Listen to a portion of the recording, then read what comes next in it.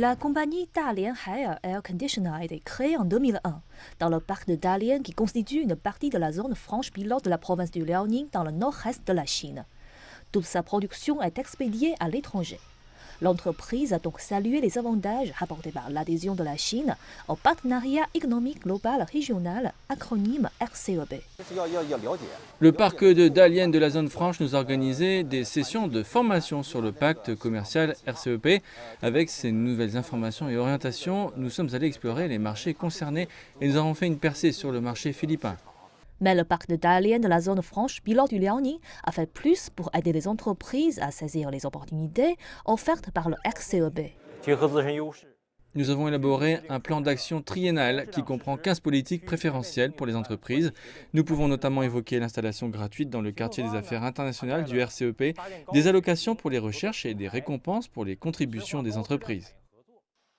Dalian a également fait de gros efforts pour inciter les États membres du RCEP à investir ici, et surtout pour favoriser le développement de l'industrie automobile, de l'énergie verte et de l'information numérique. Nous testerons d'abord ces mesures dans la zone franche pilote, puis nous les appliquerons à l'ensemble de la province. Mais surtout, la province du Liaoning est proche du Japon et de la Corée du Sud.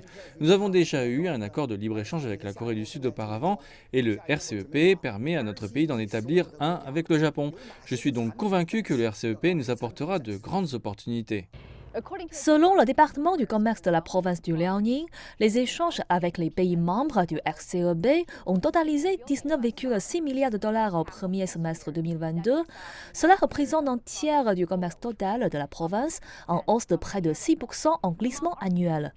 Parmi les membres du RCEP, le commerce du Liaoning a augmenté particulièrement rapidement avec la Nouvelle-Zélande à un taux de 37% et les pays d'Asie du Sud-Est à 16%. Comment le RCEP a-t-il impacté votre entreprise?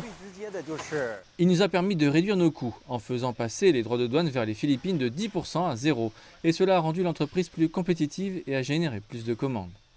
Tan indique également que sa société prévoit d'exporter 1,6 million de climatiseurs cette année, soit une hausse de 80% par rapport à l'année dernière.